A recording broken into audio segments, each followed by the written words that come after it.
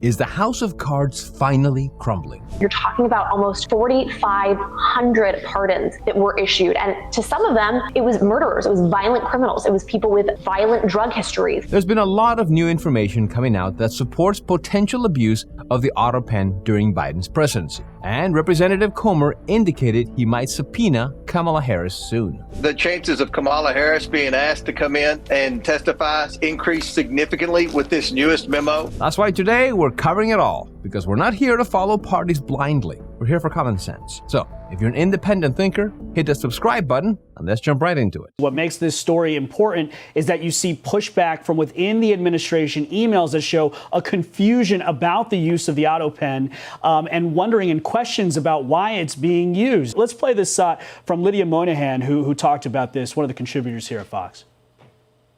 You're talking about almost 4,500 pardons that were issued. And to some of them, it was murderers, it was violent criminals, it was people with violent drug histories. They weren't vetting any of those folks who were being pardoned.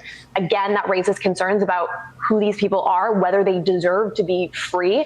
And so I think we need answers about who was released, why they were released, and who ultimately is responsible for it. Mark, your reaction?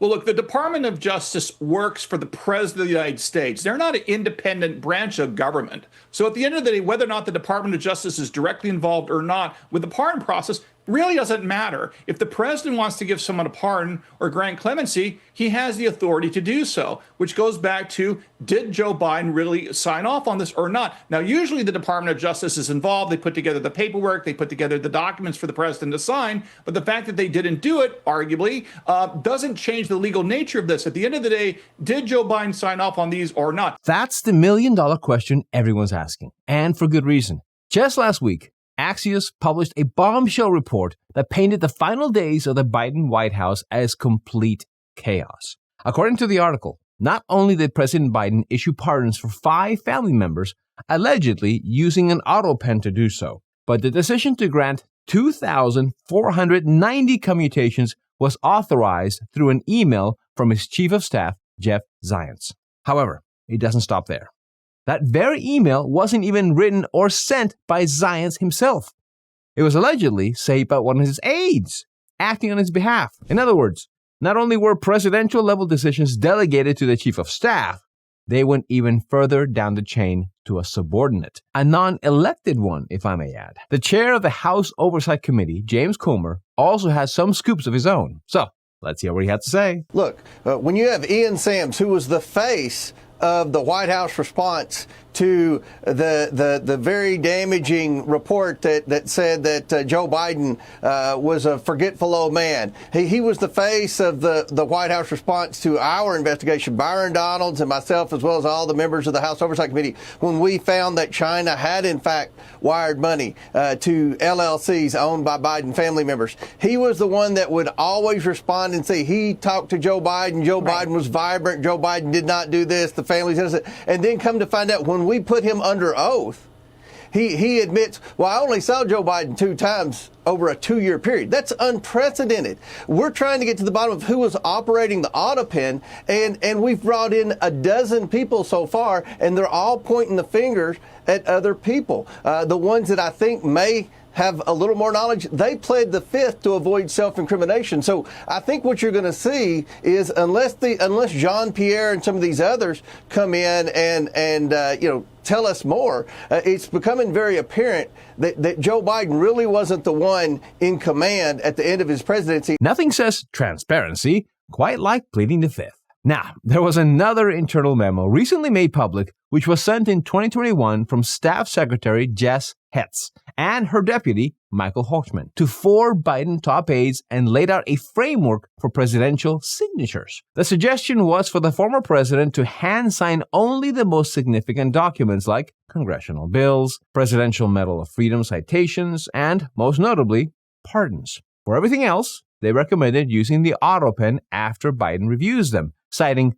precedent from the Obama administration as justification. Based on this memo, Comer revealed he might take a new course of action as the head of the Oversight Committee, hinting we might get a testimony from Kamala Harris. But before we play that, we have a quick message for you. Did you know the biggest threat to your retirement is not something that's talked about often? Our increased longevity in America means default retirement accounts like IRAs, 401ks, and TSPs may not suffice. If you have over $100,000 in your retirement account, get instant access to a free 2-minute report from Augusta Precious Metals that reveals the one step you can take to secure your financial future. Visit mentorforgold.com. That's mentorforgold.com, or text mentor to 35052 today. Now, back to the video. When you look at the new information as reported by John, will you call in Kamala Harris? Will you call in family members? And by the way, if they received a pardon, they would not have the ability to plead the fifth, if I'm not mistaken. Yeah, that's right. And I think the chances of Kamala Harris being asked to come in and testify increased significantly with this newest memo that John Solomon just talked about moments ago. So, look, Vice President Harris did not have the authority to approve the pardons. Joe Biden has done one interview post-presidency, and that was with the New York Times. And he admitted that he delegated the pardon authority. That is not how pardons work. Only the President of the United States has the ability to pardon someone. That's the law. And I think with what Joe Biden did when he self-incriminated himself with respect to his pardon process with the New York Times, with this new memo, with the depositions and transcribed interviews that we've already received from Biden's inner circle, I don't see how these pardons can stand up in a court of law. That certainly seems to be the case. And while uncovering the full truth might take some time, if it turns out President Biden wasn't fully aware of these actions, a serious course correction is needed. After all, the presidency is not a group project. We elect one individual to carry the weight of executive authority. That includes signing executive orders and issuing pardons, responsibilities that can't be casually outsourced or delegated. The idea that a president could be left out of the loop on decisions of this magnitude raises troubling questions about accountability and transparency at the highest level of government. To grasp just how important this issue is, we only need to look at a recent Senate hearing where Ted Cruz laid it all out. Mr. Wold, you're a lawyer who served in the White House counsel's office. You understand the gravity of presidential action. Does the president's signature carry legal and constitutional weight under Article 2? Yes. Is the act of signing an executive order or signing a law or granting a pardon a delegable duty of the president? So in that opinion in 2005 from OLC, they said essentially that an Autopen could be used by a subordinate, but the president's determination as to sign the document can never be delegated. Can that authority be transferred to a staffer or machine without the president's explicit authorization? Never. If an executive order is issued and a staffer autopens it without the president's authorization, is that executive order legally binding? No.